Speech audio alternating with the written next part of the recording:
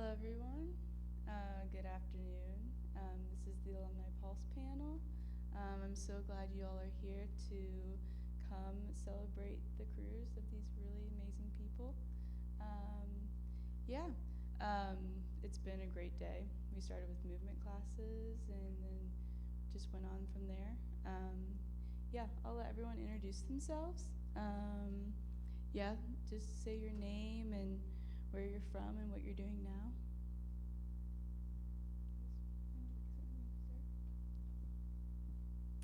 Hi, I'm Laura Patterson. I live in Columbus, and I do a variety of different things in the dance field, um, choreography, lots of teaching in community settings and studio settings, um, program management, and performing. Is that it? Okay. Hey everyone, I'm Angela Ciarochi, she, her pronouns. Class of 2023, got my BFA and also my BA in Strategic Communications. Since graduation, I've been working at Jacob's Pillow Dance Festival as the Audience Development Manager in the Marketing and Communications Department. I live in North Carolina for most of the year and then live in Massachusetts in the summer for the festival season. Hi, I'm Chloe Napoletano. Columbus is my home, and I graduated in 2017 with my BFA. And right now, a lot of my work is based in community dance, and so like place and home and being in one place for a long time is important to the work I'm making. Currently, I am teaching a lot of children in public school settings and also running a program called Perennial Movement Group, which is dance classes and performance for people over 50, and can tell you more about that eventually. And then I also gave birth to my second son really recently, and so just motherhood is really present in my life, always, probably forever now, but like especially just really visceral right now. I'm just kind of coming out of the haze of postpartumness. Yeah. Hi everyone, Sydnie Liggett-Dennis. My pronouns are she, her. BFA 2008, a while ago. It's really surreal to be back. I'm really excited about the changes of development that I've seen so far in the program. I have built a career in arts administration and really kind of honed in and focused in on that, thinking about how I'm supporting the field, how I'm supporting individual artists and companies. I've worked for organizations like Dance USA, which is the National Service Organization for Dance Advocacy Group. I then became the executive director of AIM by Kyle Abraham, a renowned dance company based in New York that tours internationally. And then recently, about 7 months ago, I started my new role at the Lincoln Center for the Performing Arts, where I oversee a leadership pipeline to board governance.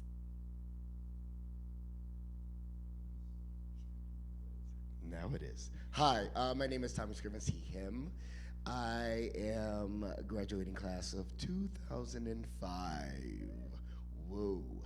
Yes, this is definitely a blast from the past. I'm currently living in Brooklyn, New York. I moved there immediately after graduating. 2 weeks after graduating, I started working with Parsons Dance, and then I continued to work through concert dance, and then since then, I have gone in and out of, I've done a few TV shows, I've done commercial dance, I've done some backup dancing for music artists, but throughout all of that, I've always been teaching. I started teaching at 16, and so I'm currently a adjunct professor at Marymount in the musical theater department, and also at Cap 21 at Malloy. Also a teacher at a lot of the open studios in New York City, like Steps on Broadway, Broadway Dance Center, et cetera. And some of my really cool, fun jobs now are, I'm a protege with the Verdon Fosse Legacy, setting work of the late Bob Fosse and Gwen Verdon, as well as a legacy teacher with American Dance Machine, which sets and recreates work with musical theater work that has existed and just bringing that back to life. And actually, a really cool thing is I got to work with Ann Hutchinson Guest before she passed with American Dance Machine. And so we got to talk about OSU and Laban and everything. Anyways, that's me, Tommy. Hello, everyone. My name is Sophie Kussman. I graduated from here in 2023 with Angela. Currently, I'm based in Cincinnati, Ohio, but I am born and raised in North Central Missouri. I work for a nonprofit organization in Cincy called Green Acres Foundation, where I am an arts educator, and I build and facilitate public programming for all types of learners. I also work as a teaching artist across Cincinnati and lots of community spaces. And I'm actually currently training with Curriculum in Motion, which is a training methodology that is through Jacob's Pillow. So excited to be here. Thanks for having me, Gracie. Of course, thank you all for being here. Just to kick everything off, a lot of us are BFAs in the room. So can you tell us a little bit about your BFA experience? Because I know we have like a range of years here, so.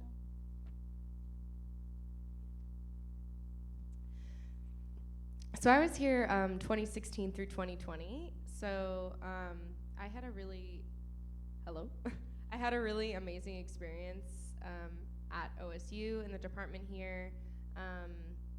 I had some great opportunities to travel abroad. Those were kind of some of my highlights. I got to go to Denmark and Brazil, and those were really just like phenomenal opportunities for me to expand way beyond Ohio. And let's see, what else? Did lots of choreographing, got to dig into my creative process, and got to meet a lot of spectacular people. I think that one of my favorite things about being here was getting to meet all the MFAs, PhDs, and undergrads. I think that's like a really amazing thing that OSU offers. Yeah. Are we going down the line? I mean, I think, yes. I had the most spectacular experience where I think my perception of the dance field just expanded in ways that I never would have imagined before walking into this.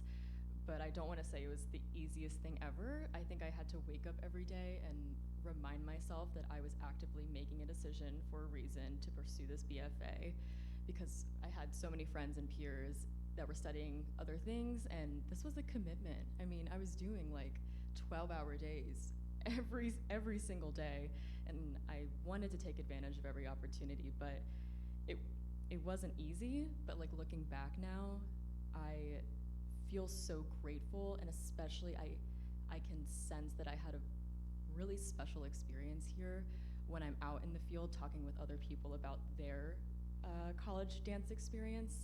Like I'm very, very thankful. I'm just gonna piggyback off of that because I felt similarly. I took a lot of the experiences I had here for granted. And once I went to New York and realized the caliber of guest artists that were brought to OSU to train under, I just couldn't even believe how like almost flippant I was about those opportunities. I mean, I had the opportunity here to dance with Larry Kegwin, Doug Verone, B.B. Miller, Nicole Stanton, just like really wonderful artists, and really amazing experiences that I just don't even think I realized what I was gaining. And it just, again, like to hear how it's expanded, not just with the guest artists, but with international travel and experiences and cultural exchanges. Like, I'm really proud to see the growth, and I think I hope you all feel proud and excited by the opportunities that you're receiving, because they really will translate and support whatever you ultimately decide to do post-graduate career. And I'm gonna piggyback off the piggyback. Honestly, it is amazing this program, what it did for me. I left here and I started working immediately, and as soon as I got out in the real world, I was like, oh God, people are dumb. Wow, I didn't realize that this school had educated me in a way that I understood so much things that I thought were common sense. I was realizing everywhere that like people just didn't know how to have critical thinking. They didn't understand how to break dances down. They didn't understand pedagogy. They didn't understand any of those things. They were just flying at the seat of their pants. I mean, my first job, I used to get in trouble all the time in Parsons because he'd ask a question and I'd answer it and he'd be like, "You're wrong." And then 2 hours later, he'd be like, "Oh, never mind, actually what you said." And I'd be like, "Yeah, I'm not dumb, you just didn't understand," you know?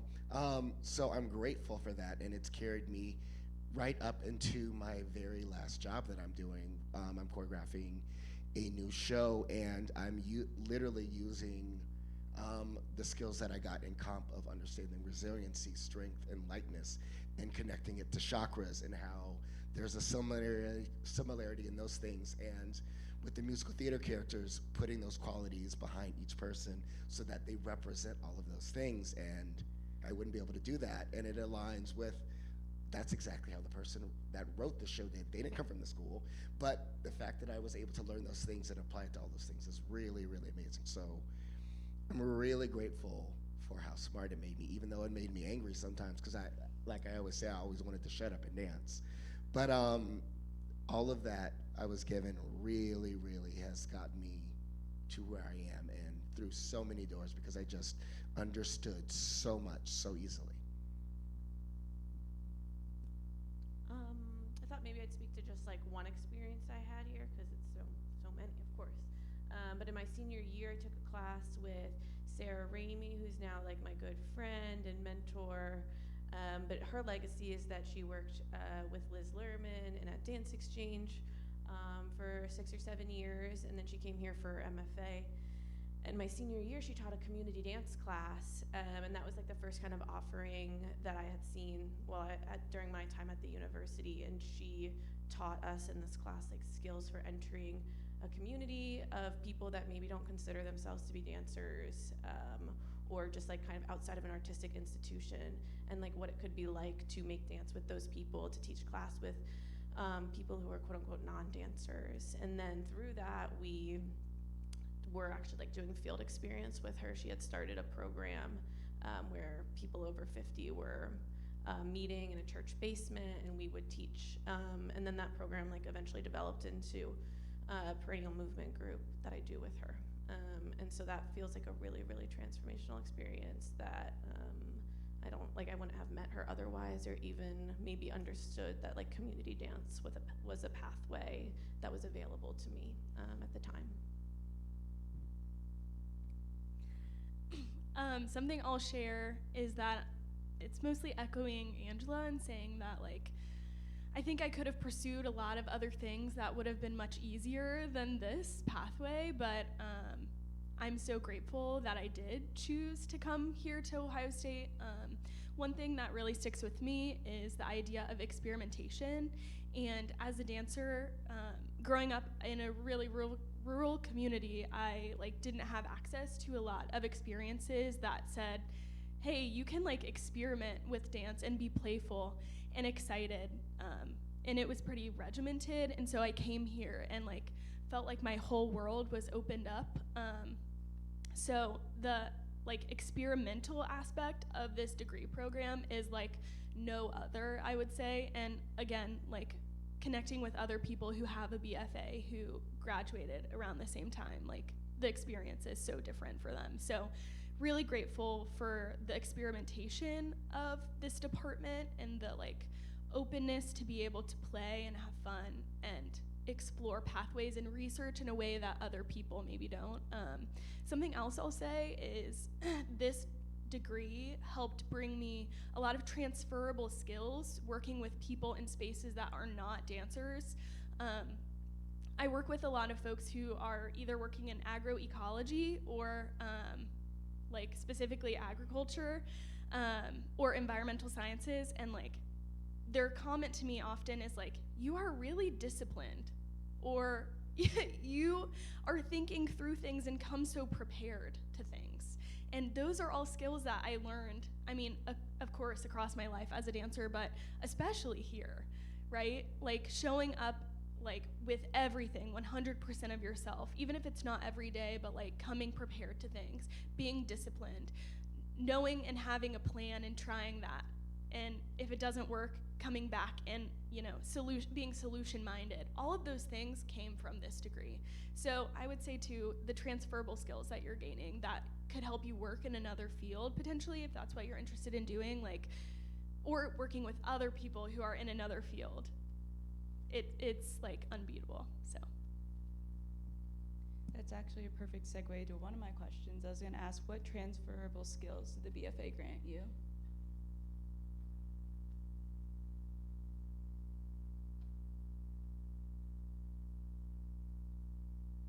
since I have them, I'll just speak on that one more time. The other thing that I'll say is extremely transferable is communication. Some people do not know how to communicate out in the world. It's actually crazy. But especially as a dancer and mover, I like speak with my body. As you're probably noticing, all of us are doing that as we're sitting up here, and like I'm very clear. Like if I have something to say, I'm gonna share it and I'm gonna be precise about it. And I'm open to conversation with someone about other things, and like not everyone out there in the world has those communication skills. So that's a big one, is knowing how to communicate with the folks around you, whether they like understand your language or not. Yeah.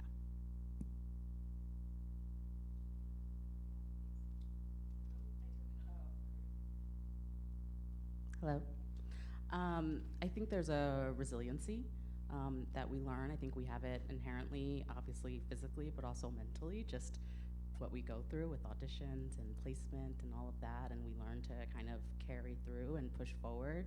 I was also thinking about just, I think choreography is still a prominent part of the curriculum here, and if you're bringing a group together, there's some people management in that as well, of learning how to work with different personalities, setting a schedule, setting expectations, how to address when your expectations are not being met, right? And then there's a whole collaboration element as well. So lots of transferable skills. Those are just kind of the ones that come top of mind. Of course, there's like attention to detail and discipline, as you've mentioned.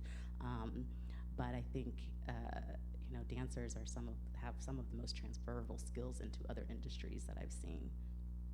And I've seen a lot of success in folks who have gone into different fields and different directions, and it's exciting to hear, oh, I was a dancer, and then you're like, oh, that makes sense.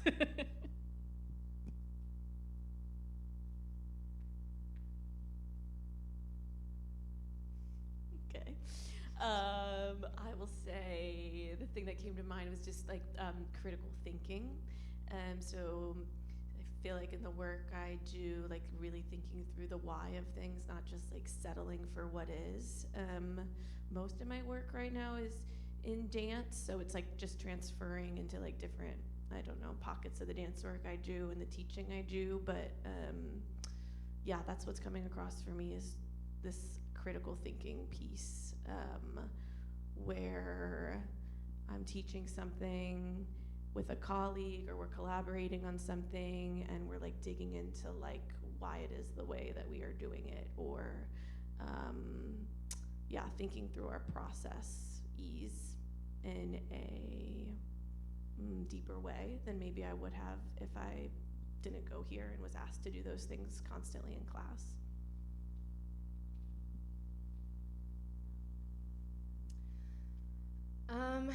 Kind of on the other side of coming really prepared to things.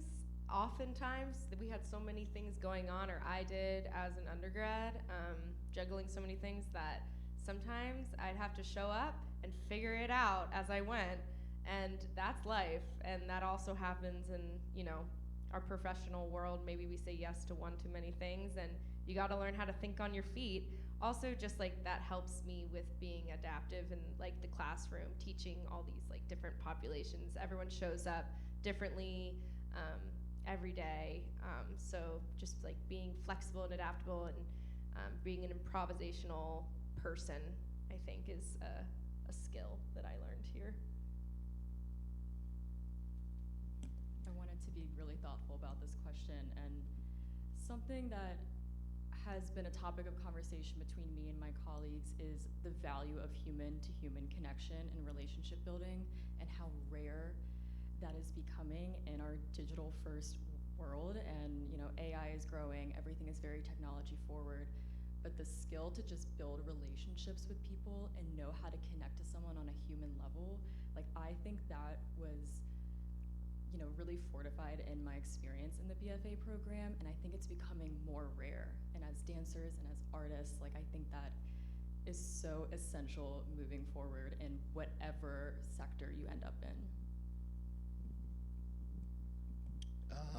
I will speak, excuse me. Hello, back, sorry. Woo, froggy in my throat. I actually want to speak to the actual dancing portion, part of it as well. Because yes, there's all those things as well, but something that I value from here is that no one dances the way that OSU dance does.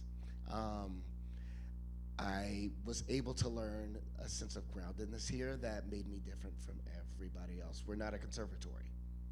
So I was always afraid that I was gonna be left behind of my peers that were at NYU and other places. I was constantly scared while I was here. That was my biggest fear, is that, but no one moves the way that OSU dancers do. That understanding of groundedness, that understanding of body made it possible for me to do everything that I've done, because I understand my body, not just in the sense of like, oh, I have technique, but I know myself and I know how to take movement and interpret it into anything, because OSU is so smart at breaking it down all the way so that you really could really think about what movement it is and how it can be applied to any and everything.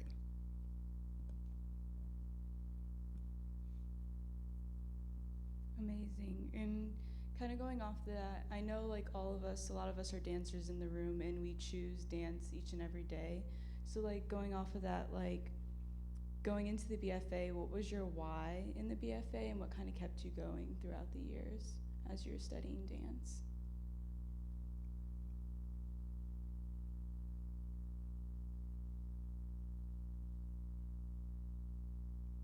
All right, here we go. Whoever gets to my glass has to start it up again. I guess that's our pattern. See, noticing patterns. OSU, thank you.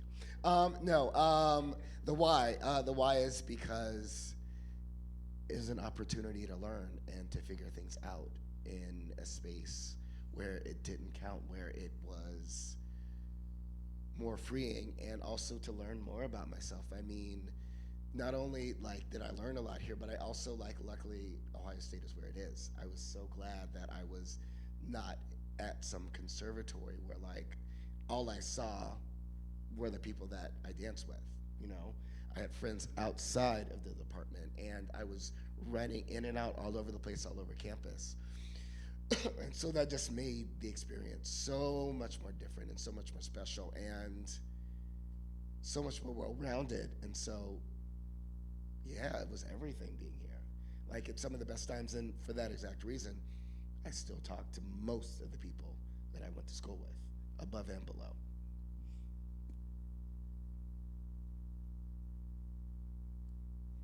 Yeah, I feel like it really comes down to just the people. The people kept me coming back every year, Well, I love dance too. That's like, I knew I was gonna dance in college from like age 12 onward. I was like, what else? Why would I do anything else? That's what I do. I'm a dancer. That's it. But the people I met here, like the faculty, all of the different students of all ages, like the community here is really special, and I looked forward to just like showing up every day and seeing the same faces and just like digging deeper into those relationships every year.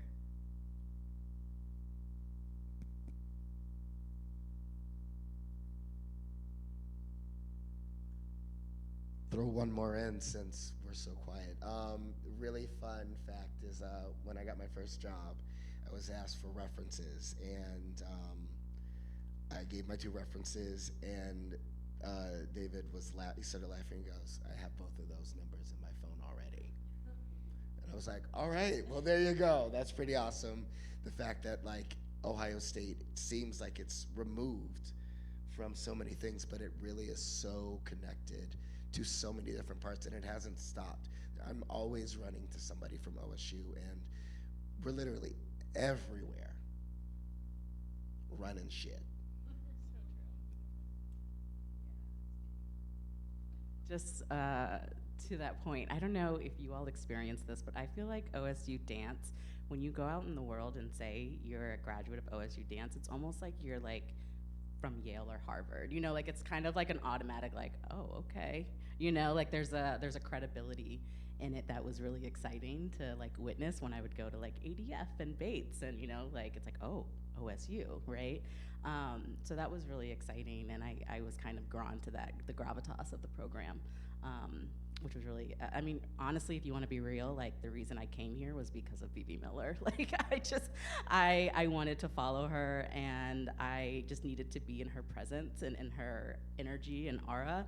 And I am so grateful that I had the opportunity to work with her. And I'm really grateful that we've stayed in touch and we continue to connect. There was a period of time where I probably bugged her and just emailed her all the time of like, do you need an apprentice? Do you need an apprentice? You know, just like trying to get in there with her.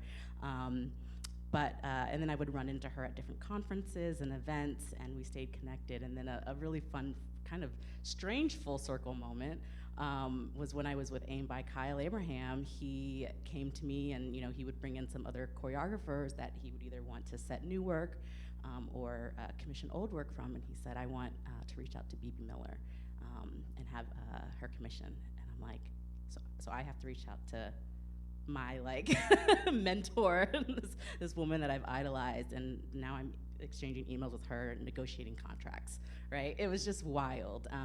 But yeah, like I was really attracted to Bebe and all the faculty here, and you all who continue to grow such an impressive faculty that come from so many different parts of the country and the world, and really some strong programming and exciting connectivity and energy.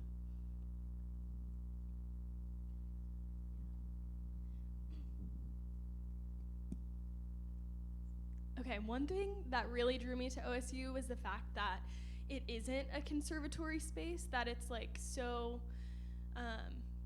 it's so robust here in the department, but also it has this larger university connected to it. And I think something that was really like sweet and exciting about my time here was that I did get to be like a regular college student and like experience like, you know, the regular things outside of this department, like football and all of that stuff, right?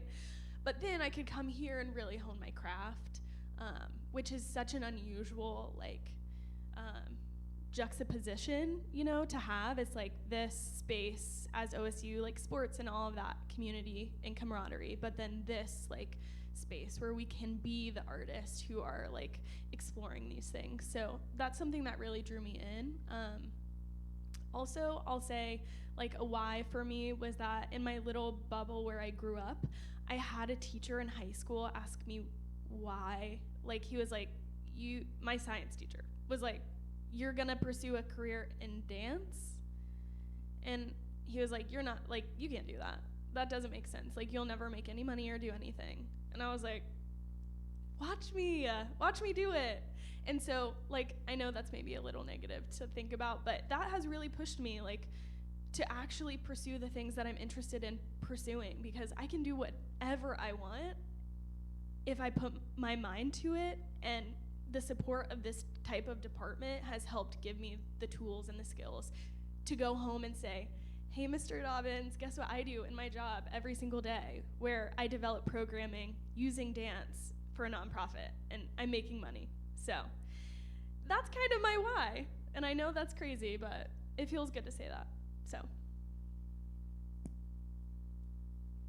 Yeah, I came into the BFA program with a very clear vision. I knew I wanted to do arts administration since I was in high school, but I chose to still pursue a BFA because I wanted to be just fully immersed and like a sponge and learn everything possible about this field.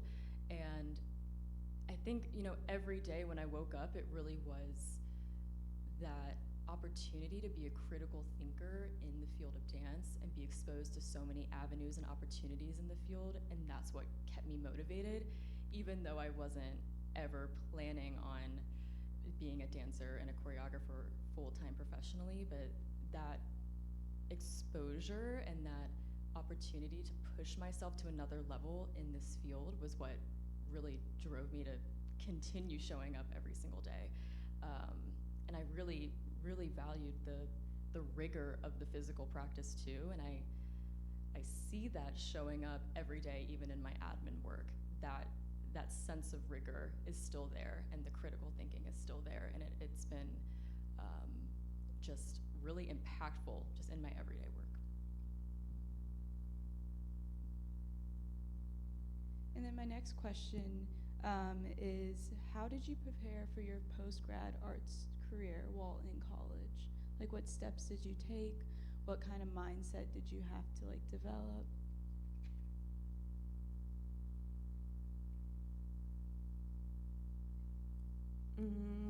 I think I knew that I wanted to stay in town. I'm trying to remember because now it's ages ago. But I think I knew I wanted to stay in Columbus. It felt like my home, and I had roots here, and I'm from Northeast Ohio. So I started like putting out feelers early on, like way before I graduated, and like lining up jobs and opportunities. So I think that looked like teaching dance at a community center while I was still in school, and volunteering at a dance studio that taught adaptive dance for children with disabilities, and then working with, like I said, Sarah Ramey in my senior year. I got my job for Momentum, a dance outreach organization in town, before I graduated. So because I knew I wanted to stay in town, and I had relationships with like people around town from having been here for a few years, I started like lining those things up. And then I also remember, it's just coming to my mind, stream of conscious here, that senior year it was like either I was gonna go to the Jacob's Pillow for a fellowship, or I was gonna do a Columbus Foundation fellowship. I don't know if you guys have heard about that program or if it's still around. And was like toggling between the two opportunities because I felt like they were gonna lead different places. Ended up settling on the Columbus Foundation Fellowship and was placed at the Columbus Museum of Art, which then like turned into this long relationship that I still have with the Columbus Museum of Art, doing like classes and workshops there and that kind of thing. So as I'm just talking, I'm thinking like just putting out those like I said, feelers for different job opportunities in town, and then like one thing kind of leading to another and building off of itself. But to me, like a theme that keeps coming up in my life is just like being in one place for a long time. And that's like the way that these jobs and relationships like truly deepen and build, for me at least.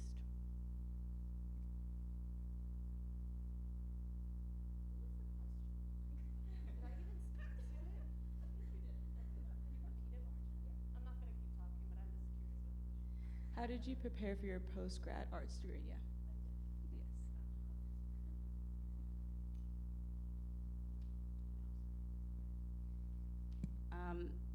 To be quite frank, I don't know if I was that strategic in thinking about that. I was very much living in the moment and living in the now while I was here, dancing, and also, yes, taking advantage of this not being a conservatory and having a life outside of the dance department as well. I will say that over the summers, I did try and make sure that I was staying connected to my craft. So I would go to American Dance Festival in Bates. I did an Urban Bushwoman intensive in New York, which was a really great experience because I knew I ultimately wanted to end up in New York, or at least test it out. And I think just keeping connected with the folks that I've met. I'm trying to remember how we did that because we didn't have an Instagram, I don't know. But somehow we stayed closely connected, and that would lead to different opportunities in the future. But yeah, I mean, like honestly, I remember being a senior and not really having a clue what I would do next, or if I had prepared myself in the appropriate way for an art administrative career or a dance career. And I had to move home to Northern Virginia. I taught dance at like a local dance school, and I bartended. And I saved up money for 2 years and moved to New York. I moved to New York without a job and landed a part-time arts administration role about 2 weeks later. And I think that, like those first few experiences in New York, just like the grittiness of it, understanding the field, connecting with the folks that I had met in my summer studies, learning about arts administration, that was really that prepared me a little bit more for the real world, as they say. Exact opposite with me. I was preparing the entire time I was here. I didn't stop. I knew that there were other people at conservatories, so I said, okay, well then that means I'm gonna have to bust my butt a lot if I wanna get in a major dance company outside of here. Like, I wanna do the things, so that means I have to put in the work to get the things that I need. I know I'm gonna get something special here, but if I want something more, I have to go for more. So I spent my winter breaks and my summer breaks in the city. I was working with Columbus Dance Theater while I was here, so I was getting extra ballet classes and doing ballet rep with them. So I was always getting more and doing more. And so by the time I graduated, I was set up to do all the things. And also during the summers, I would spend time doing industrials and performing and doing all of these things and making money in the city and auditioning and doing things and just going back and forth. So I just made sure that I got as much as I could while I was there. I actually even left for 1 quarter to perform overseas in a UK show. I came back. They didn't think I was gonna come back, but I came back. And then, but everyone was really great about that as well. I got credit for while I was gone, and I was able to graduate on time because they were able to work with me. So, yeah, that's what I did. I did everything I possibly could.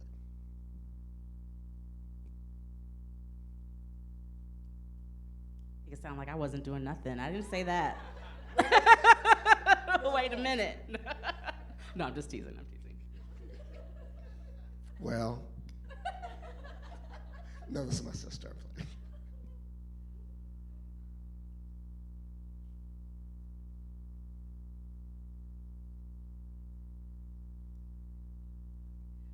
Are you gonna? Oh, okay. Well, thinking about ways that I prepared. First off, I feel like I was really nervous about like what was gonna come next while I was here.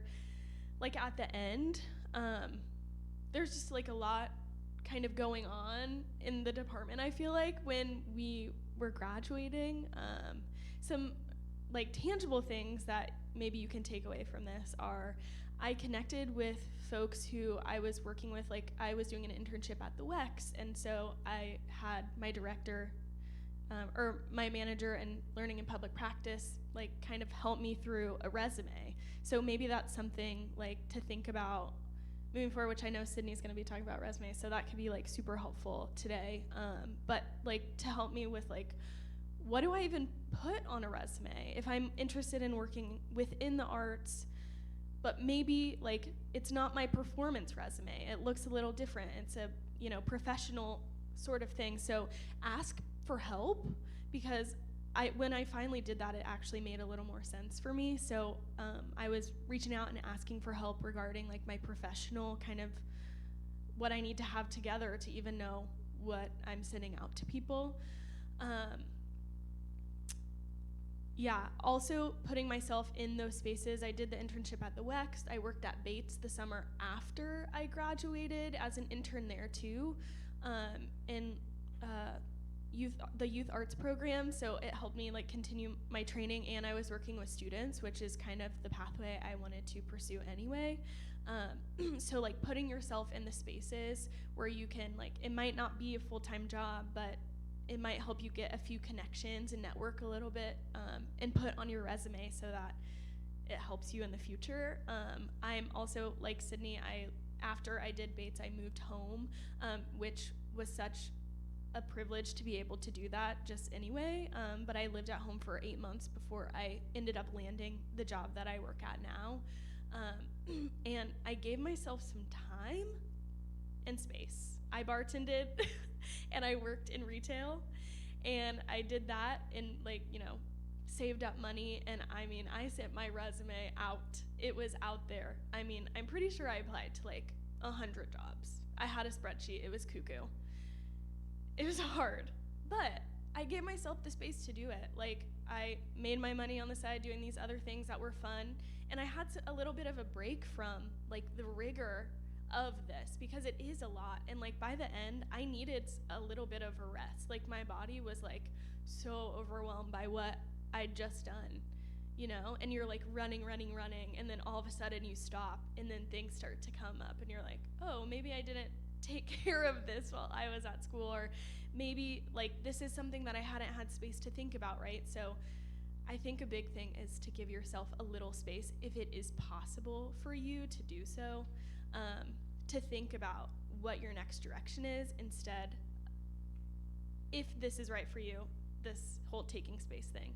Give yourself the space to say, okay, these are maybe the options for what I might pursue, and see where those avenues take you. That was really helpful for me, and it isn't for everyone, but it could be if that's an option, like I said. So that's me.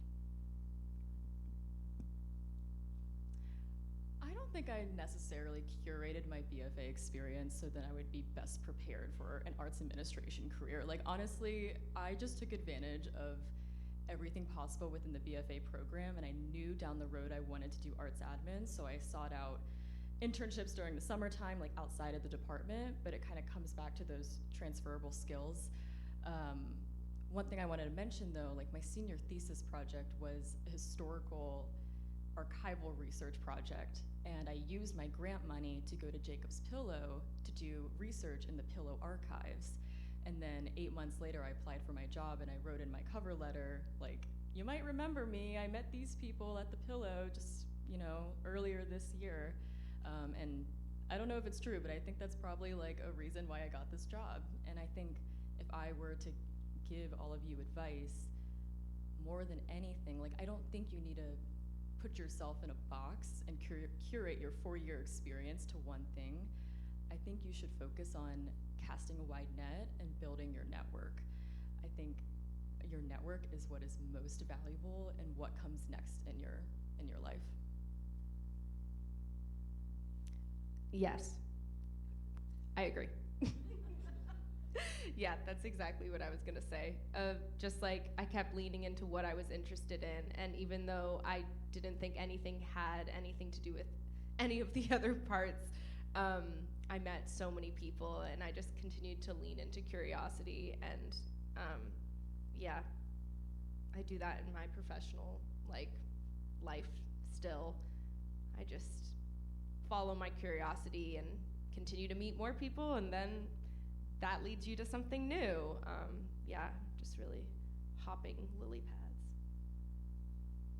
I wanted to add, when I went to the Pillow, I stayed with a BFA alum who was also working at the Pillow that summer. And so I had a place to stay when I was doing research in those archives, and she was the one showing me around, and I got to meet a bunch of people. So it was that OSU connection.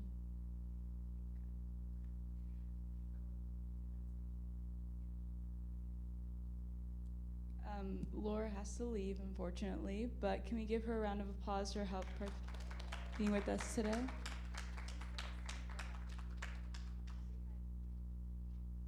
Bye, Laura. Thank you, Gracie. Thank you. Wow, So for our next question, as we you guys look back over your career timelines, even just graduating and into now, how did you navigate challenging circumstances or disappointments in your career timeline?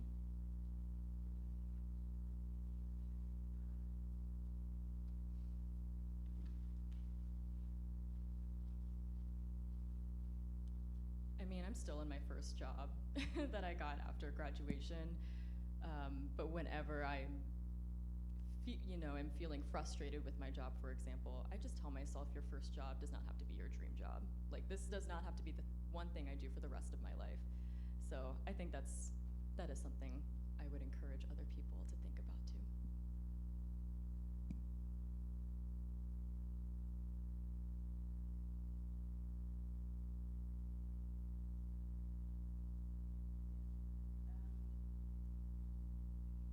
think one thing that comes to mind is not being afraid to shift.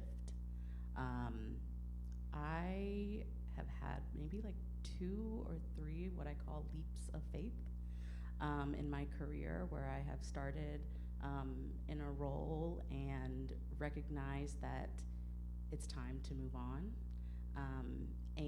but not being quite sure what the next step might be. And it's difficult because you're kind of going against that grain of thought that you shouldn't leave a job unless you have another job lined up, which I do agree with.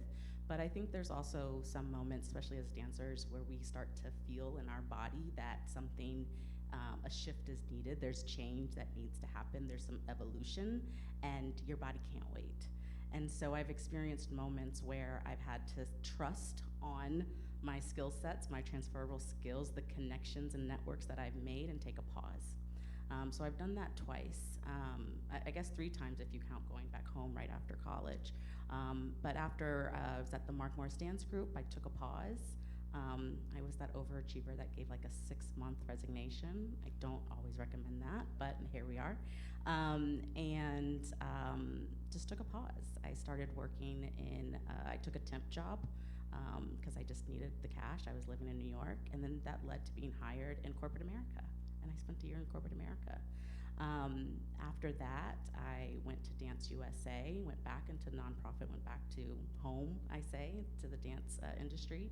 And then I was the director of programs at Dance USA for 2 years, where I curated the national conferences for artists and arts administrators nationally.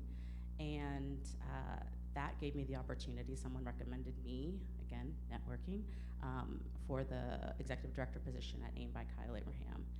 I spent 5 years there, got the company through COVID, experienced a lot of growth and exciting energy around Kyle and the company and the dancers, and felt it was time for another shift, and announced my resignation and left. I had my first child during that time period, and then landed at Lincoln Center. And if I wouldn't be where I am today if I hadn't trusted my body and trusted my instincts. So I just leave that for you. That's kind of how I navigate challenging moments, Gracie, is trusting myself.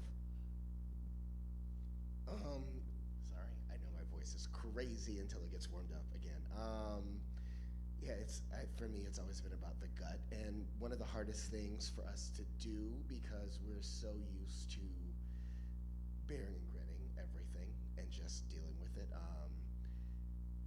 I don't think it's a blanket statement, but I think just about everything has an expiration date, and it's a matter of understanding your gut and when that time is, and getting out when the expiration date has actually hit. There have been so many times in my career where I should have left Parsons a little bit earlier, or I should have left another company a little bit earlier, and I stayed longer, and it knocked some of me out. And that's terrible, and that's the last thing you want, is to start losing yourself, because that's all you have at the end of the day, you know. So for me, I think it's about trusting your gut and knowing when it's time to go, but also learning how to weather some of the storms as well, because you have to learn to be tough and to deal with a lot of things, because we don't always get to do the things that we want to, and knowing the difference, because, and I say this very specifically because I think a lot of times we are uncomfortable, and then we don't want to do something, and we want to run away from it. There's a difference between being uncomfortable, but then also feeling absolutely wrong, and feeling as though part of you is getting taken. Know the difference, because that's the fine line, and knowing that and trying to figure that out is what's always going to save you. And I've gotten to this place now to where everyone's like, what are you doing? I'm like, whatever the hell I want. I don't go in any space where I cannot be fully myself in that space, where I know who I am, I know what I want to represent, and if it doesn't fit in that space, I create my space there, or I move it somewhere else. So, but I only got to that place from going back and forth between those places, and sometimes going past that expiration date, so that I knew never to do that again. So it's a really, really tough question to answer, But you have to learn to trust yourself and read the signs and figure out how to move on from those places. And ultimately just trying to figure out who it is and what you want so that you can get that and succeed as much as you possibly can. That's all. I think for me, I'm also like in the very early stages of my career, but something that I think about a lot in the space that I'm in now is to not take things so personally. This is a really hard lesson to learn, and I'm like still in it, but when things show up and happen, I think as an artist and especially as a dancer that is so physical, everything is rooted in like the emotion of it all. Like I just always, my first instinct is to take it personally. And like, it's actually never personal, ever. Not most of the time, it's not personal. Hardly ever, hardly ever. So maybe start considering that now, like in maybe the hardships that you're working through right now in this space, because it's maybe easier to learn it here than when you're in a workplace and having a disappointment happen in that moment. It takes a lot of time, but this is like the biggest lesson I've learned around like dealing with those kind of issues is it's not personal, and that has really helped me.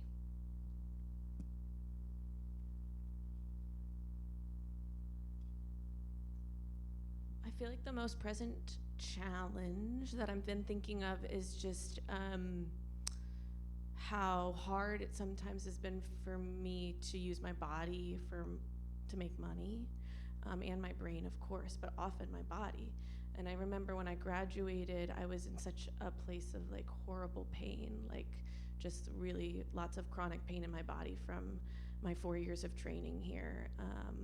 Because I don't think I was always training in a healthy way, or I didn't know how to be healthy and to be a healthy dancer while I was here. And it wasn't until like post-graduation, when I was in such a place of like discomfort, that I finally like learned how to soften and yield. And I started training much differently.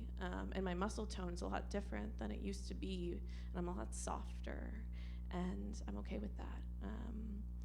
And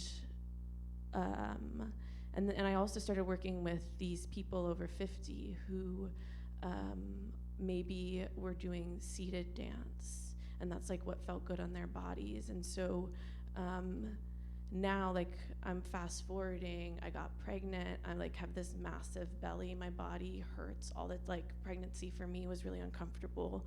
And I'm now like in this challenging place where I'm still using my body to make money because I have to. I'm teaching, I'm making work, all those things. I'm also like 8 months pregnant and it doesn't feel good. So like that feels really challenging. I remember I was about 8 months pregnant and I was taking Irvin and Alfonso's, like I think they were like guest teaching a random class. Maybe they had just started working here, but they hadn't really started the semester yet. And I just took the class seated, most of it, and I was like, holy shit, this is really hard. And like, this is what I'm always teaching with the perennials, just translate it to a seated place, or like, let's find a seated variation. But like now I'm finally in a position where like, I have to find the seated variation, and this feels really challenging.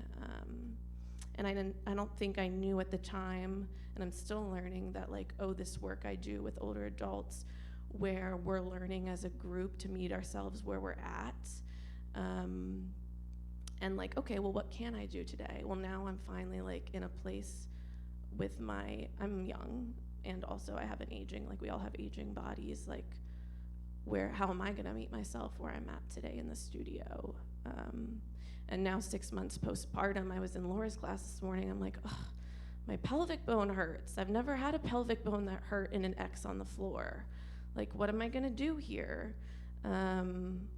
And I didn't know my pelvic bone was gonna hurt doing this. So that's the thing that's coming up for me, is like my changing body and finding ways to adapt and transfer my movement in a way that feels good and being okay with that.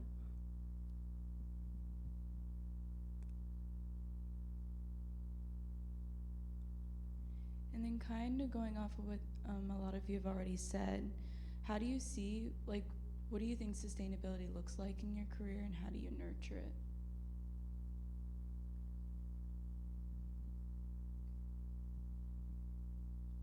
I'll just do the pattern we've been doing, keep it going here. All the things I just said, plus I think letting like dance ebb and flow in and out of my life how it needs to. Like it was how I paid all my bills until I gave birth to my first child. Now it pays less of my bills, and I'm like focusing on raising children in this moment as well as dancing. So I think when I graduated, I had this feeling like I'm only utilizing my BFA if I'm like dancing full time, and like that's the way to be successful. And I think I had this regretfully opinionated opinion that like, oh, the people that are like serving on the side, like that's not really a dance career. And I don't think that's like a view I don't continue to hold that view. Like I think dance could and should like weave in and out of our lives and pay as many or as little of the bills as makes sense for you in that moment. And that's like the only way it can be sustainable for me these days.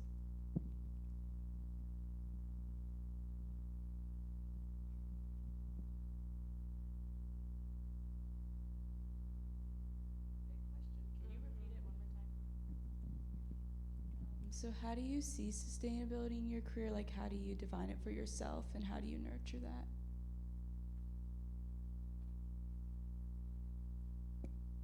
I mean, for me, it is how I've shifted things now. I find my sustainability by knowing myself and knowing what it is that I stand for, and also drawing from history and things that I know. When I choreograph, everyone, when they're choreographing, a lot of times they're like, oh, I want this to be something that like is meaningful and this and that. And so when it comes to that, I think about what it is that makes things sustainable. I look at the people that I'm working for, like Vossi's work and stuff like that. What makes that so great? It's the music, it's those things, it's the history. And so that's how I find my sustainability in everything that I do. I look to the history behind all the things that I'm doing. All the things that we know and that we've learned are what I utilize. Community and sustainability kind of go hand in hand with me. It's that today, like when I was teaching class, I was like, you're dancing next to somebody and you're ignoring them. Like, this is about being together, and all these things that we do, and we teach all of these skills and all of these techniques that are drawn from African diaspora, and all of those things are about community and sustainability. Period. And so I'm now utilizing all those things in everything that I do. That's how I connect people in the space that I'm in. That's how I choreograph pieces. That's how I speak to my students. I want them to lean off of what I'm doing and be inspired by that, and then empower them to take those steps as well. And that's what I see, and that's what I think, and I think that's how we also fight those demons and things that are coming with AI. You can't steal this. You can't steal heart. You can't steal communication, feelings that we have between each other. And so if we connect to those basic things that we know and that we understand, we're gonna keep coming back because that's who we are.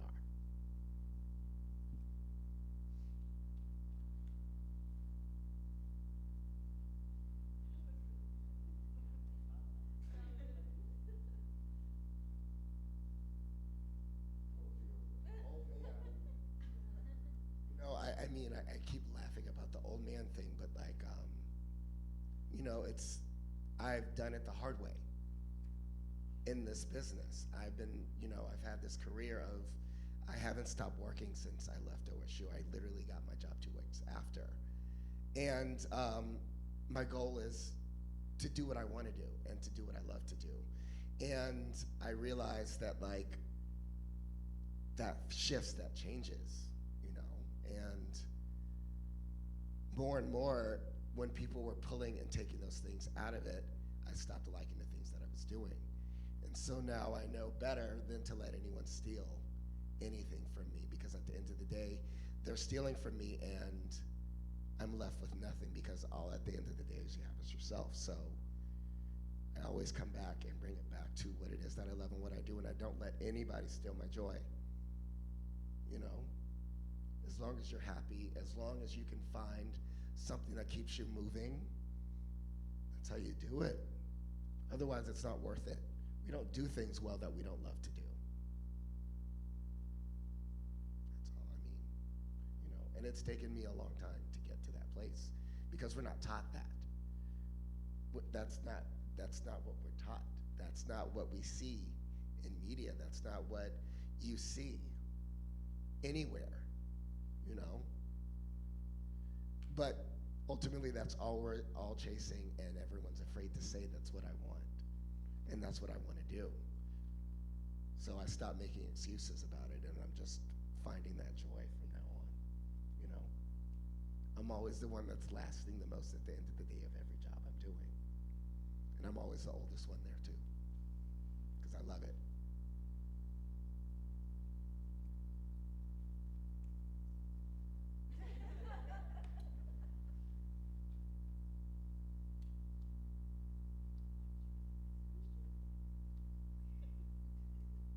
So for those of you who would say you're more grounded in, so these are going to be more specific questions, so like what you're doing now.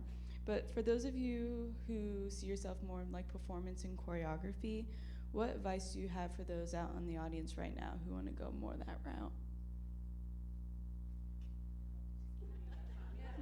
I know. Yeah. Say the question again so that I can, because it's where I've been sitting at. Yeah, so for those who want to go into performance and choreography, what advice do you have for those who want to go into that?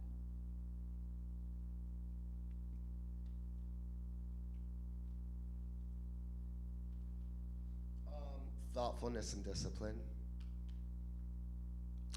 especially now. Know that your voice is unique. Know that you don't have to conform to somebody else's ideals. Get grounded in who you are and understand who you are as a dancer, and be able to bring that out to the best of your abilities, because the more you understand who you are, the more you can fit in any room. A lot of us just are told that we're one thing. Like today, I taught a theater jazz class, and everyone thought it was going to be one thing, and it was not what anybody thought it was going to be, because we assume that it's ta-da, ta-da, ta-da, ta-da, ta-da, and that's not what we were doing, because we forget that theater is for everyone, and it's for human beings. And so, yes, the world sometimes does that, but I've never approached theater anyway except for the way that I do it now. And yes, I have all these accolades and whatnot, but I've always done it being Tommy and bringing myself to it. I'm cheesy jazz Tommy in Parsons, even though I'm doing modern. I am silly modern contemporary boy in the Fosse world, like, oh, look at him. Of course he's doing that because he does that. Or I'm in the jazz world and they're like, oh, well, Tommy's a hip hop tap dancer, so of course he looks like that. And I'm like, you all want to put somebody in a box or do those things, but I'm always me. And people have a tendency to want to put you there, no matter what. So if you want to do the thing, you really just want to be strong in who you are and know who that is, and just put it out there and not be afraid to do it. And just have the discipline to do what it is that you want to. Don't expect to, like, just because you have an idea and think that you have a good idea, that's it. It's more than that. It's putting yourself out there and really coming with that strong voice and that conviction behind it.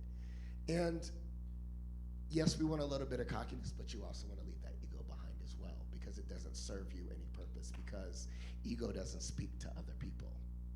That's selfishness. So just because you want to do it doesn't mean you have to put out chest first like that. Does that make sense?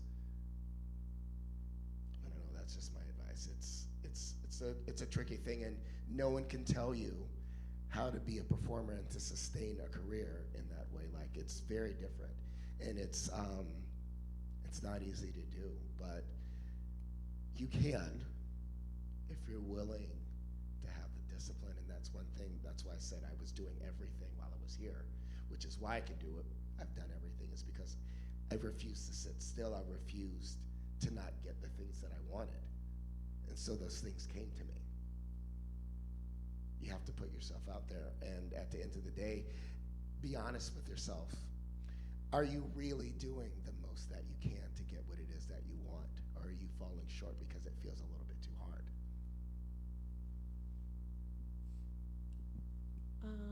What's coming to mind for me? I feel like I can speak to maybe more like what performance life could be like in like a regional mid-sized city like Columbus, like, and what feels successful here is mostly just like project-based work with my friends and like people I want to work with, and that's what I see basically in town. There are some like dance companies that you can make a little bit of money performing with here in Columbus and in probably other mid-sized cities too, and even in a bigger city as well. But I feel like the successful performance work that I do here, and I've been so fortunate to like basically perform constantly, it feels like, since graduating, is like getting together with the people that I want to make work with.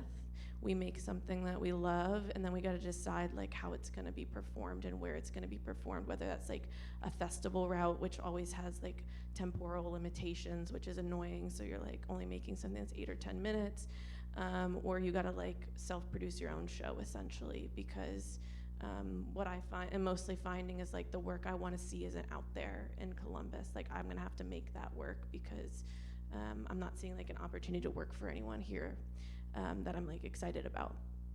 And so then suddenly like we're becoming the marketers. We have to decide how to message our show. We got to sell those tickets and like get people in seats and like make sure they want to see this thing. We got to hire crew.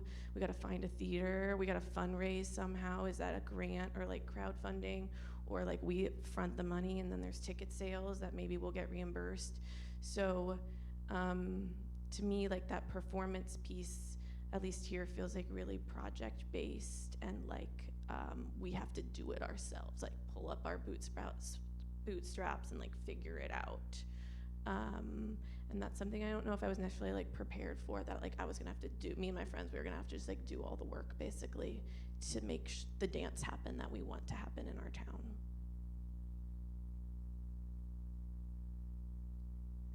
And then for those of you who have taken more arts administrative roles, what advice do you have for future arts administrators?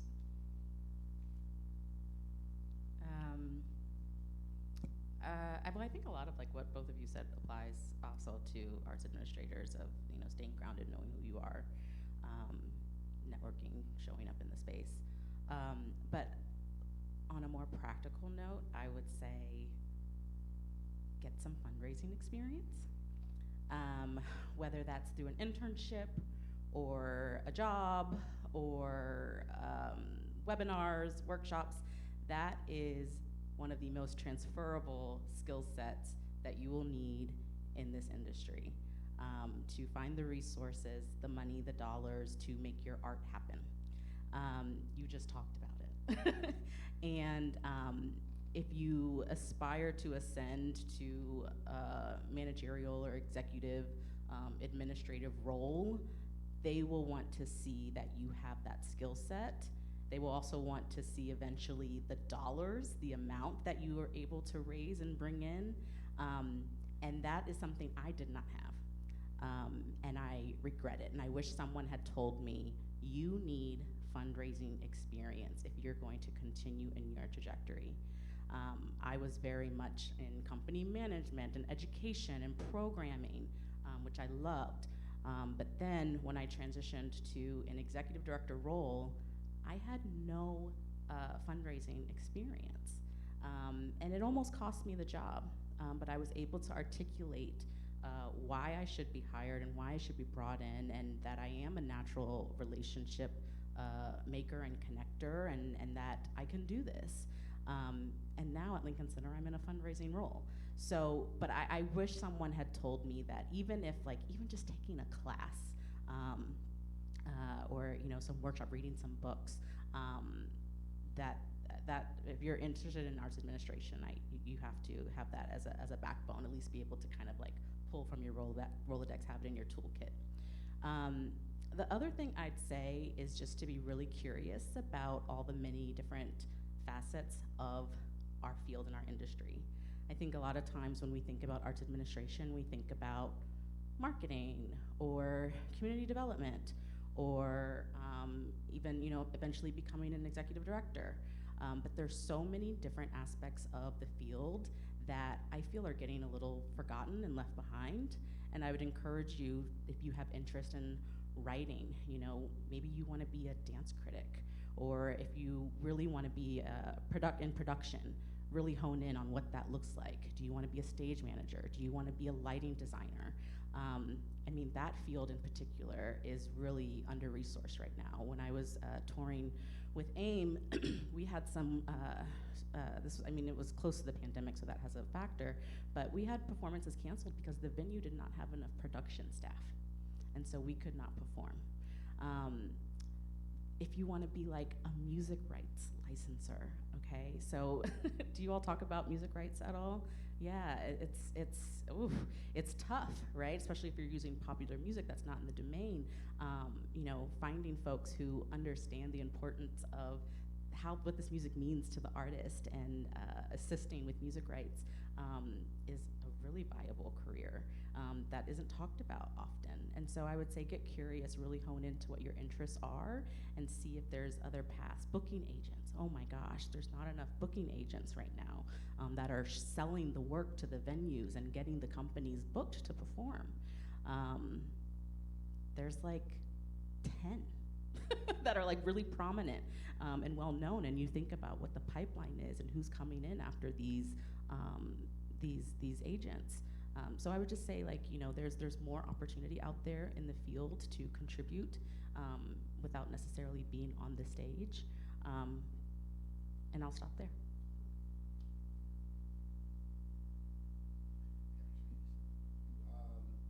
Also, one thing, this is not the field that I want to be in because I hate being in charge. But I really do. I hate it. It's not my thing. But I was really smart a couple of years ago, and I became a junior board member for an arts organization. And every single thing that Sydnie just said, I learned about in a very small amount because those are the things that are happening. And so it's another way of cheating your way through it because people are writing grants, and I'm be like, oh, can I watch you write a grant? And finding those things, oh, can I see how you do that? And so I got a chance and an opportunity to learn those things just in case I ever want to or need to or help in the producing sense of things is to do that. So that's another good way of doing that is like trying to join a board of some sort of something smaller so you can really learn about processes through that it's like free class.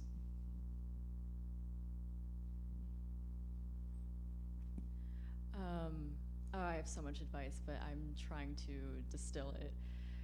One, I think don't ignore your writing skills. That is something that is so prominent right now in the workplace when I'm working with companies from all over the world and people that are representing those companies, and the communication skills are just not there. And I say that just because I know when I was an undergrad and we were required to maybe write a paper or something for certain classes and everyone's rolling their eyes and half the people aren't submitting the assignment, like actually take it seriously. Another thing I wanted to say too is just being able to work with other people who are different from you. I was catching up with my former communications professor yesterday, and I was in several classes with her where she assigned a group project for us, and we always had to submit like a 30-page proposal, and I would say half the time I was writing the entire thing for my group, and it was frustrating. But I told her yesterday that that was real world experience because I and many others are constantly working with people who we might not always get along with, or they might be slacking, and it doesn't just happen in college, it happens in the real world. And you just have to learn how to navigate that and deal with it. And the last thing I wanted to say is that don't just limit yourself to only dance organizations. And I know I sound ironic saying that as I work for a dance org, but if you want that arts admin experience, you know, you can work at any nonprofit organization, you can work in any arts organization, you can even, you know, do volunteering, you can serve on a board, you can work in corporate. I mean, there's so many transferable skills there too. And I know when I was an undergrad, everyone was so set on just dance, dance, dance. But like, again, your first job does not have to be the end goal, and you're always gonna get transferable skills. So I think those three would be my advice. Yeah, that's really great advice. And then for those of you who are arts educators, what advice do you have? I've been sitting on this one over here. Something I've recently come to is that as an educator, sometimes it's easy to lose your creative or artistic voice in the hustle and bustle of trying to get things together and, you know, getting these programs built and out, and you're teaching it, and in the midst of it all, you're focused on, okay, these are the things that I need to be hitting on, and that's that on that. And I've recently stepped back into listening to my like creative voice, my choreographic voice, my artistic voice, and allowing that to guide what I build in terms of educational programming. And it's actually like changed the quality of the programming that I develop because it's coming from me. That's kind of what my workshop later will be about if you are interested, but it's like, you know who you are as an artist, and you can continue to develop that. And so I would encourage you to continue to think about that and allow it to guide whatever you're making. For me, that's educational programming, but like this works for all of the things that we're talking about. Like, that's what you're here to develop and grow, and like it really has changed what I offer to students and how I offer it to them. So that would be my one piece of advice, is to keep your artist self at the forefront of what you do, because it can be easy for it to get lost in the sauce of like dealing with a third grader who like has a snotty nose and needs the bathroom and stuff. So don't forget about yourself as an artist. You're like coming from this space, you're an artist educator or a dancer artist educator. You're not just an educator, but it's bigger than that. So don't forget about your artist self.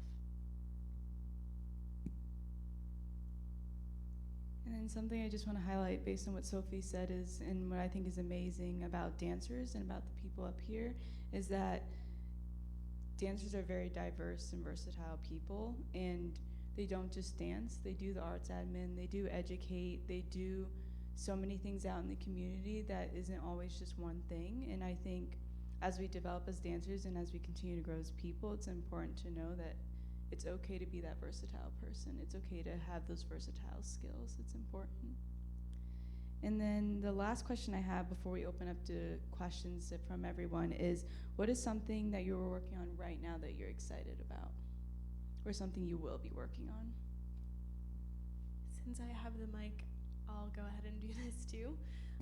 I've been working on this training in this methodology through Jacob's Pillow called Curriculum in Motion.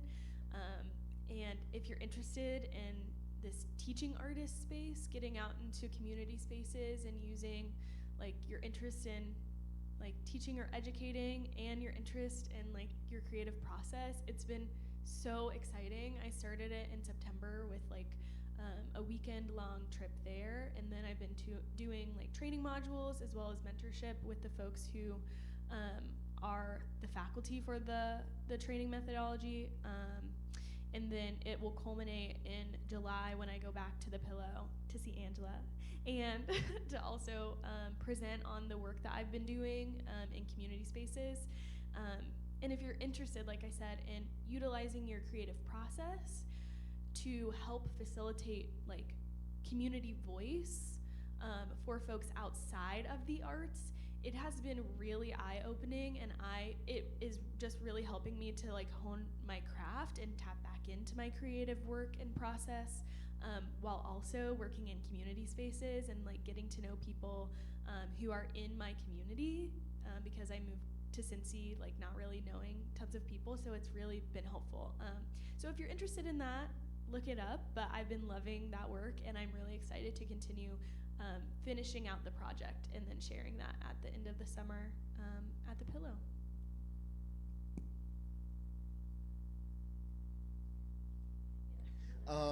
What am I excited about working on? What I'm excited about more than anything is shifting the dance community around me. World is crazy, and everybody is asking what they can do, and I know exactly what I can do. It's what I do, the work that I do when I'm in the classroom. It's the work that I do when I'm doing these stupid dance competitions that I'm judging at, the way that I speak to the children, the way that I educate the students that I have in college, and the way that I'm letting them understand that their voice is important and that they need to believe in themselves and see the bigger picture about a lot of things. So I'm just interested in continuing to do that, as well as start to shift some of the crap that I don't like in this industry, you know. I love musical theater dance, I love storytelling, and I just hate how it feels exclusive, and it shouldn't be that, and that's not what it's supposed to be. We all can have conversations, and dance is a form of communicating, and I don't know where things went awry and things stopped being that way, and so I'm just trying to shift all the spaces that I am to see dance in a different way and to feel it in a different way and get back to the root of why we all ended up in this similar space. Just get back to that. So just trying to cultivate that as much as I possibly can.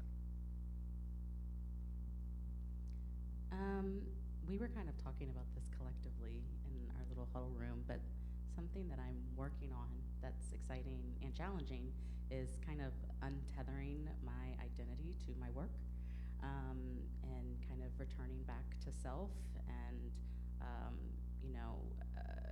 whatever that means. I'm still kind of exploring and figuring that out. I think I've built a great career for myself, but it's been at the expense of my health and my just groundedness sometimes.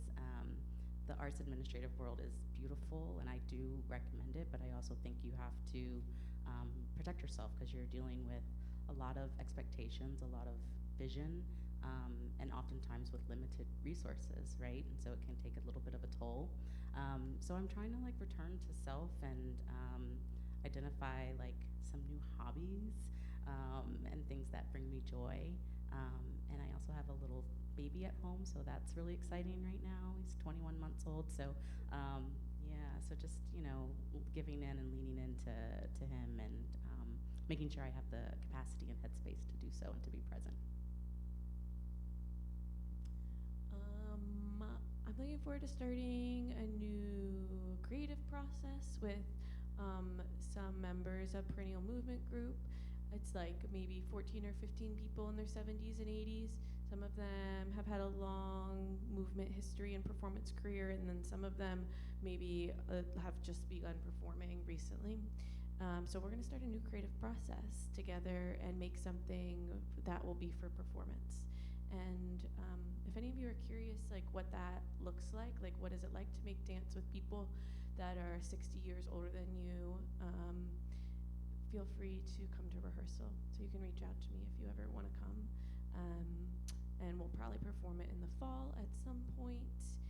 And I've been in the house a lot with like my 2 children and the 6-month-old, and just feel like it's important to share that how like hard it can be to be a mother in the beginning, like right after you give birth. There's lots of changes in hormones, and you can get postpartum depression, which is something that I have lived with since my children, and so it can feel for me like just really good to do something that I'm good at besides caregiving, and to remember that I have like a skill set and value outside of raising my children. Yeah, so I'm excited about that.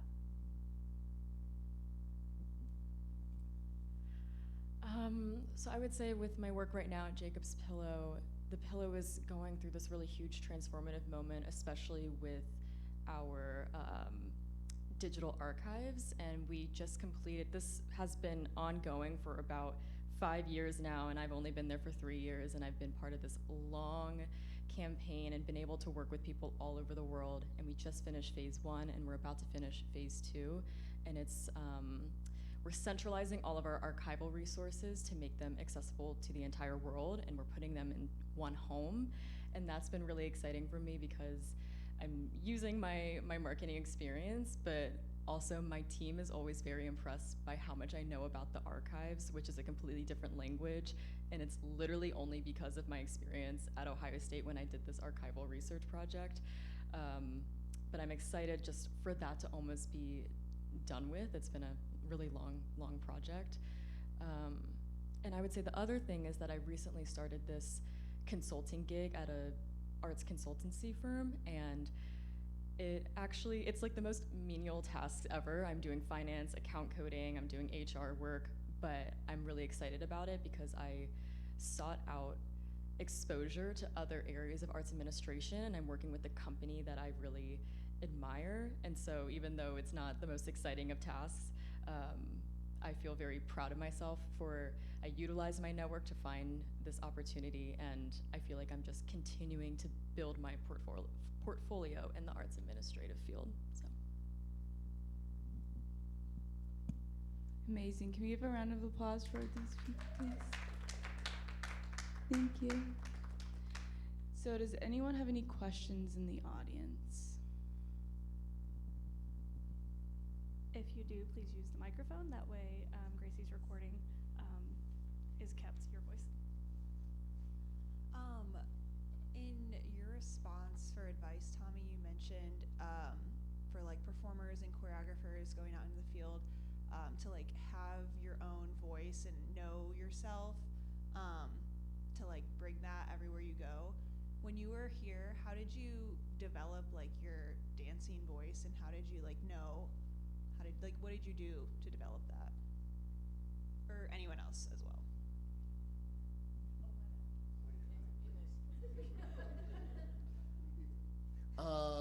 It's a constant thing. It's trusting your gut. It's it's knowing what things you like and you don't like. While I was here, I took in all the things that I was getting. The one thing that I always wanted more than anything was more knowledge. That's the one thing that I understood, is that the only thing that knowledge was going to do was make me a better me. So that's how I developed it, is that I come from a very, very, very, very like terrible competition dance background as a kid. It was not good.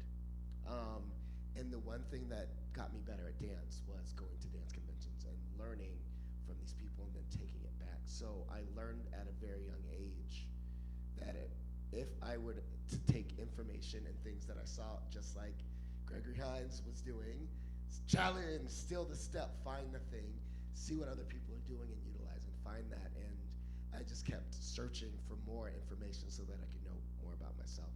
So I was always hungry to learn more. So that's kind of what I did.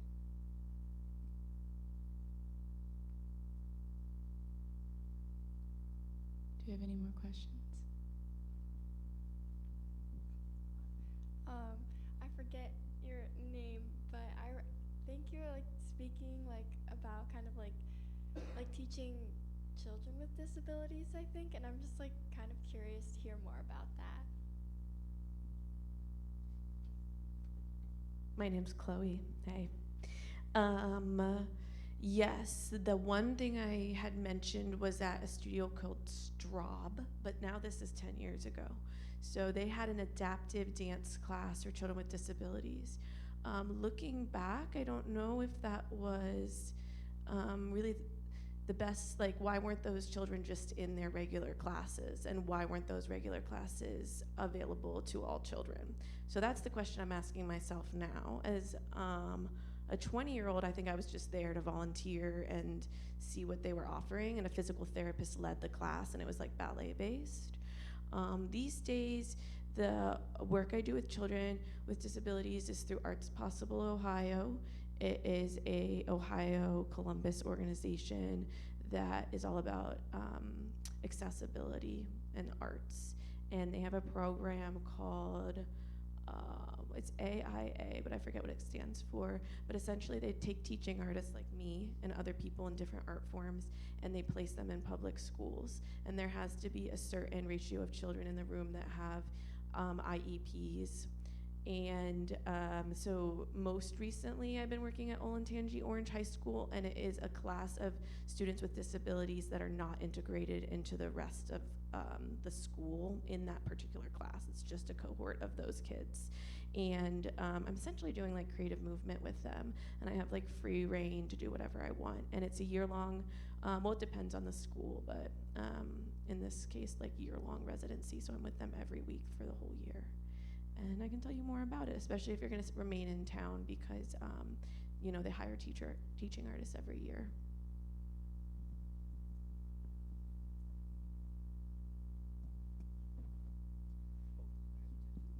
We have to use this. Sydnie, you mentioned fundraising as kind of, did you mean as an overall sort of skill that anyone in arts administration should have familiarity with? And you say that there are courses to learn about fundraising. Is it through a course, or is it, yes, it's through a course, is it through just the experience of it as well? Yes, I would say both, right? I think there's some fundamentals, some 101 that you can kind of learn through, and there's different aspects of fundraising, right? I work at Lincoln Center now, where the fundraising team is about 45 people and all applied to different verticals. So there's like grant writers, there's folks who are overseeing major gifts, which is more relationship based. The grant writing is very like writing.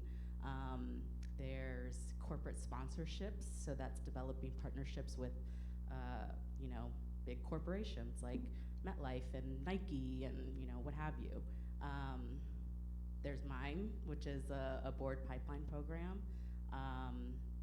What else? There's many. So I think there's some practical skill sets that you can get through certain webinars or courses, or for instance, when I entered AIM, I enrolled myself in it was kind of like a cohort of emerging leaders to gain fundraising experience. And there were workshops, and then there was mentorship, and then, yes, a lot of it I did learn on the job, because a huge part of fundraising is that relationship management. It's connecting with individuals, it's understanding what their interests are, and then identifying what would excite them to give their philanthropic dollars to the work that you're making or to the program that you are promoting. So I think there's different ways to access that knowledge. And it's wonderful to see your capacity. Going back to, I'm sorry, this is a little bit first draft. You're fine. Yeah. Speaking in rough draft. But how everyone is citing all the collected experiences and lessons that they've learned in their time here, in their times in their life, and how all of that. I can see it in your speaking, in your voice, and then in the testament to your trajectory thus far, which is wonderfully successful and looking to more, and that you cite fundraising as like the thing, which is about, yes, there's skill, yeah, right, yes, and we could say that it's about money, but it gets to like being the human and developing the human, which is so beautiful to see in all of you, that has developed, and it started here at OSU, but it continues, and that's kind of an ongoing thing. But yes, in that fundraising, that it's the human element that needs to get developed. Yes, there are skills that go along with it, but it's that human thing which you all have such a head start on, and we're all getting it too.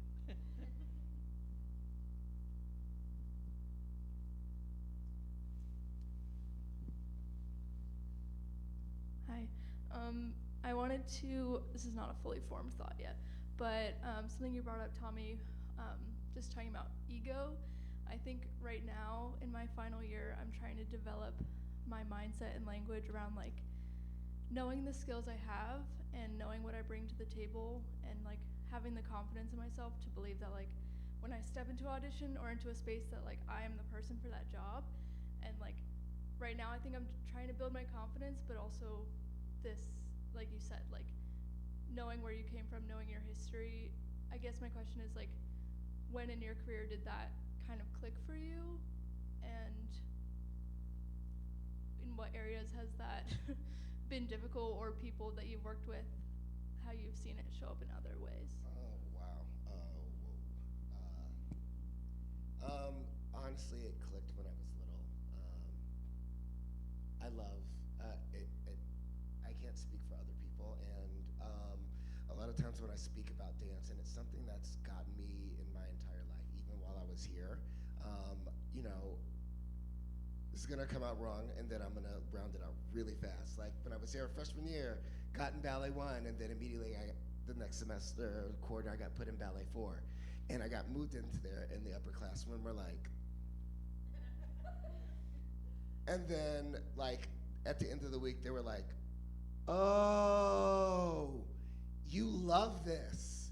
You work really hard. You're working harder than us. And I was like, yeah, so quit giving me dirty looks. I've always loved it so much that I will give any and everything to it, and that's not for everybody. But the thing is, it's just continuing to push and to do the thing and to feel like,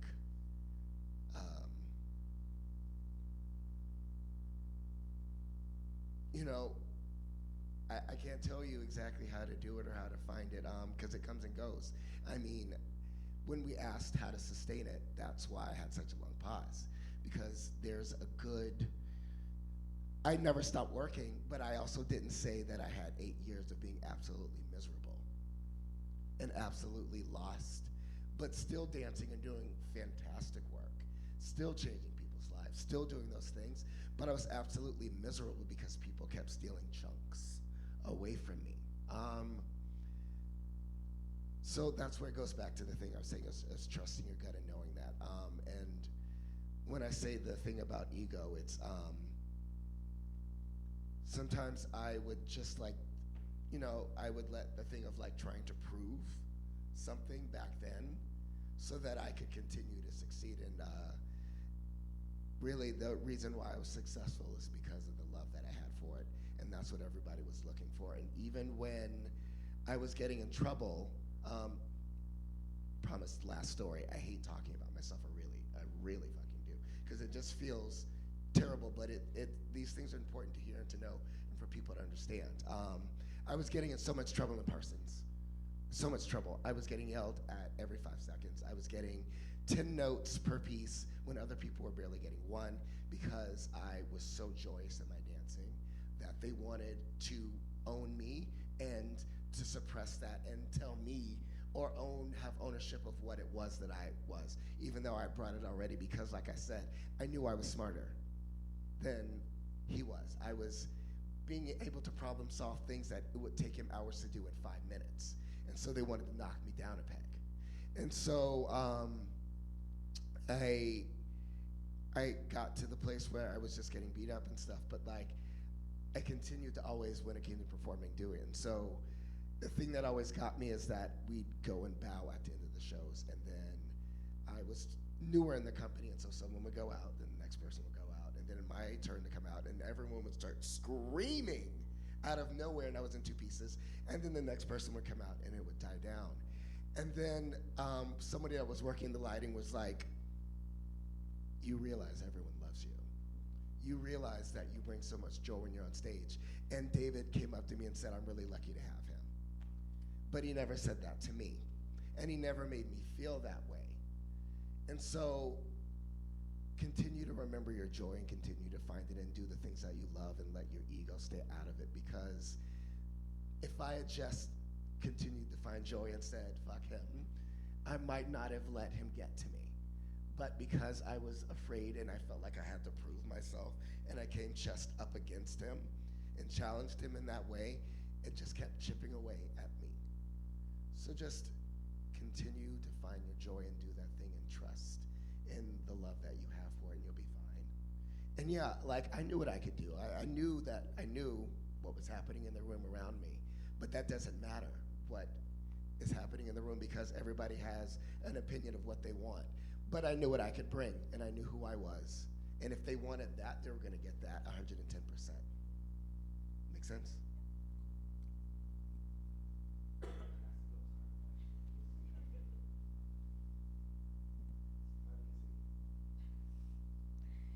Do you have any final questions? This is so amazing to get to hear from all of you. I'm going to stay standing.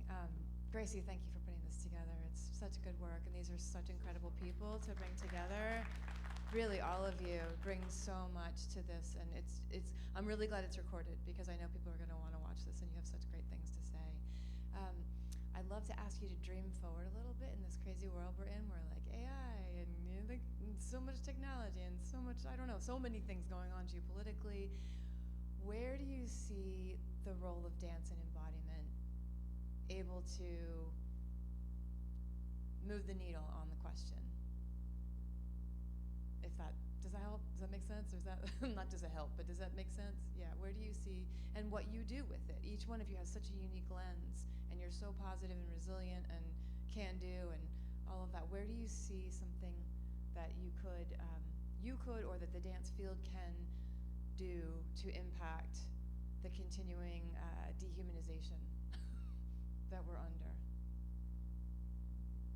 I feel like that human connection that has been a theme of our conversation is like what I'm coming back to, and I'm thinking of the perennials and how like I feel like they used to be like this disparate group of like maybe people, older adults in their homes who like needed something to do and didn't have a network of friendships, and particularly the performance ensemble, but even like the people that come to class are like besties now, and they're taking each other to doctor appointments and like helping each other move houses and like caring for each other's partners that maybe have like Alzheimer's or Parkinson's. And so there's like this deep friendship that has developed, and like dance is just the thing we do, like on the side of those deep friendships almost. Like it has become this thing where it's like dance brought us together, dance helps us learn about each other on a deeper level for sure, but it's just like this conduit for like something way more metaphysical and special, and that is like the love that they have for each other. And so, yeah, period. That's it.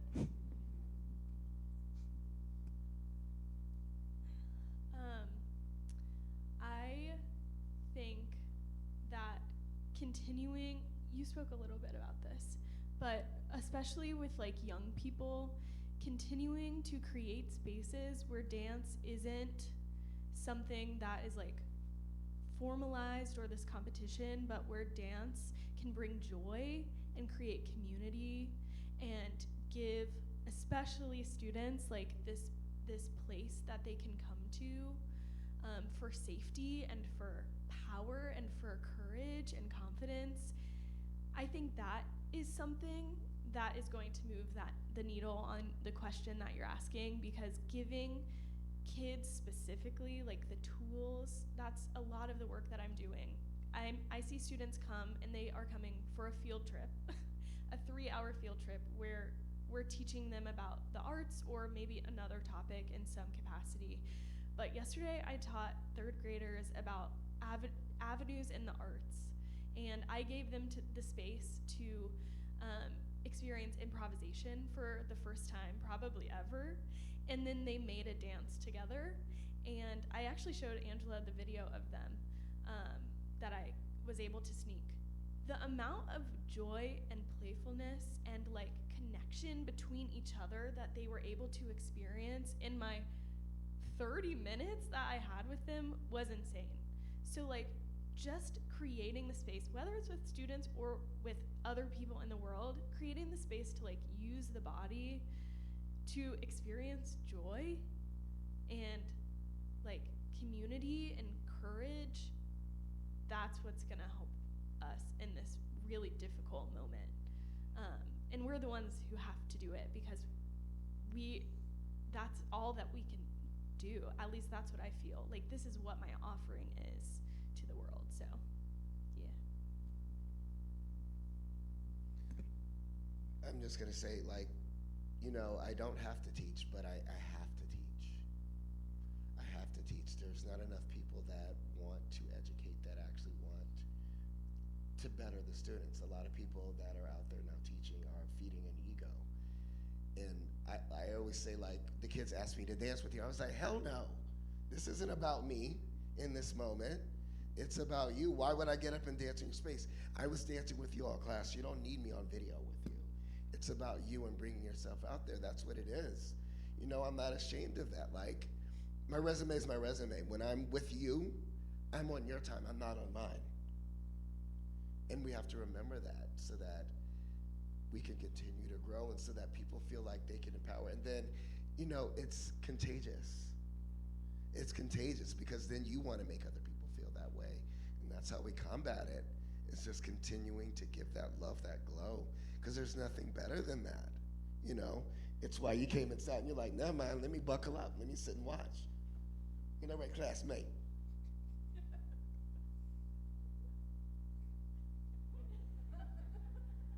I always feel like we should just end on Tommy.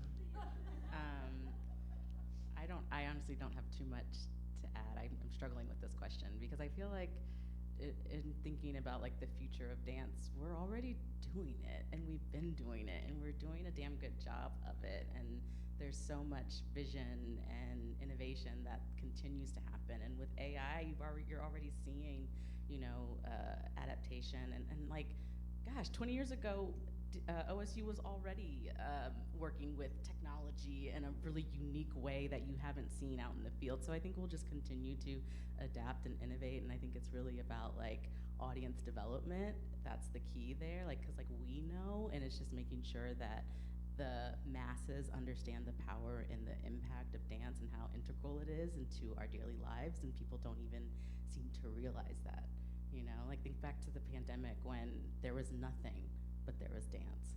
There was TikTok dances. We found a way to communicate and share our stories.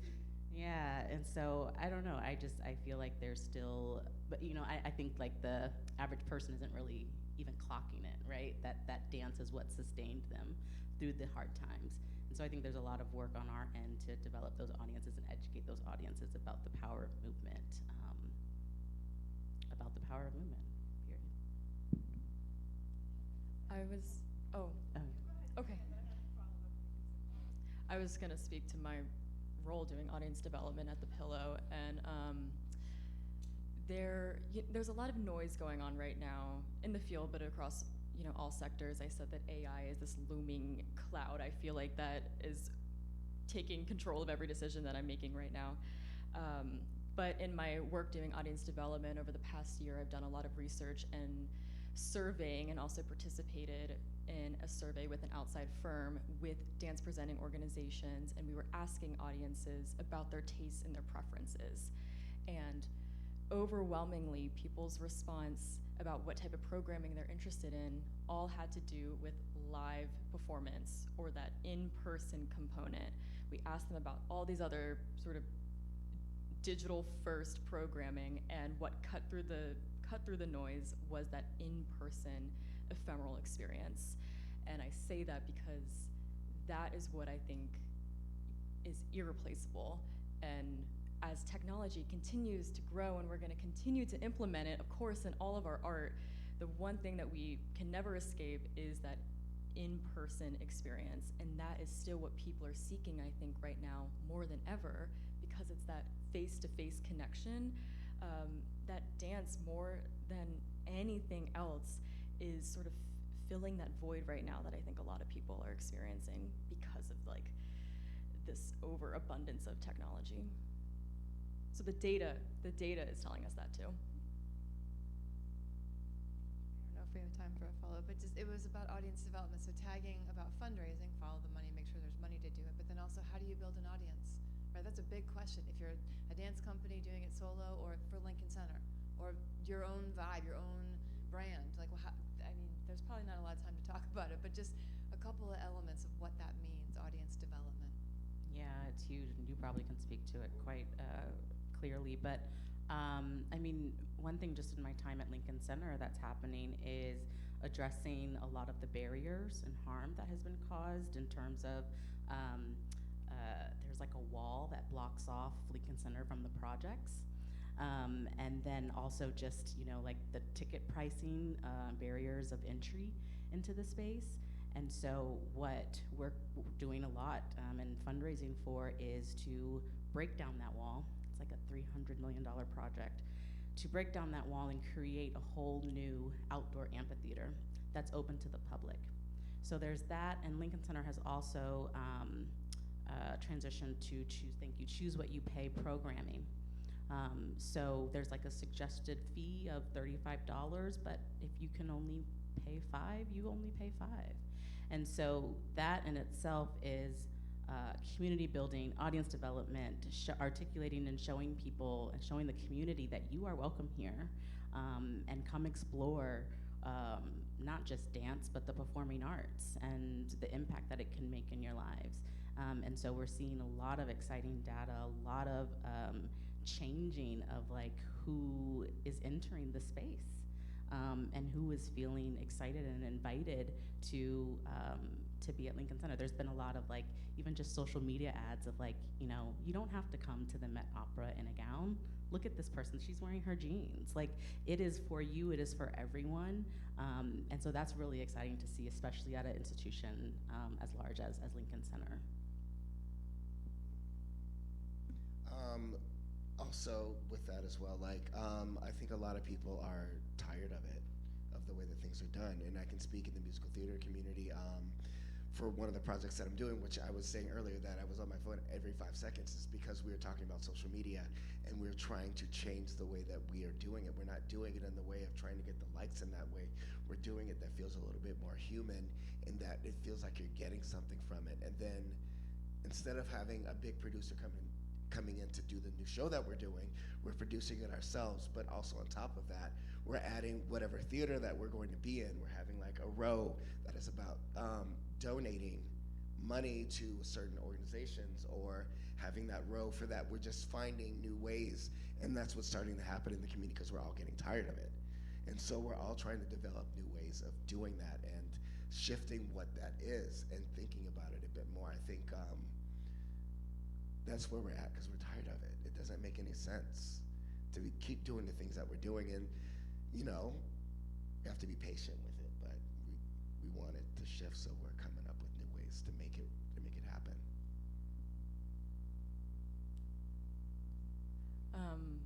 Audience development literally is my title. That's what I do every single day, and it's such a complex question. I think what I've realized is that dance, out of any other art form, is the hardest to convince people to show up to. I think a lot of it starts, one, there is this elitist sort of reputation that the dance field holds for everyone else who wasn't exposed to dance.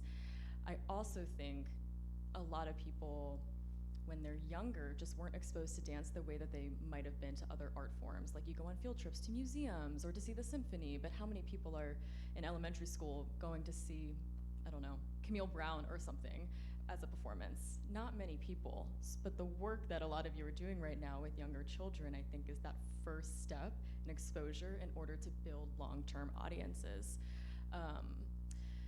Jacob's Pillow, I'm the first person to hold this role, and they specifically created this role because there was a need to build our audience. Our in-person audience is aging. We're also in a very rural area, so there are a lot of barriers to entry. There's no public transportation. You have to have a car to get there. We've done some changes to our programming, like we have a similar Choose What You Pay. We now have a community engagement department that's focused on a lot of this work. But every organization that I talk to, every dance organization, is struggling with finding dance audiences in whatever city they're located in. And something too is that audience development does not happen overnight. I mean, it takes decades and decades and decades. And a lot of that too is about relationship building and trust.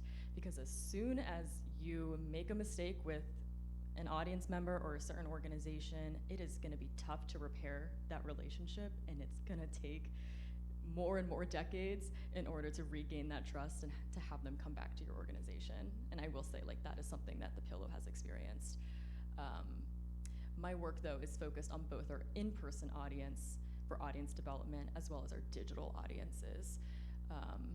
And we're trying to seek new audiences, but also strengthen the current audience base we already have. So it's like, also, I feel like I'm teetering sometimes between doing a lot of outreach and building relationships with new people, but also making sure that I'm still putting in focus to the people we have built relationships with over the past couple years and decades. But there's no one-size-fits-all answer to audience development, and every dance organization, company, artist has trouble finding those audiences. It's the reality, and we all have to like band together and share resources, I think, in order to make it happen.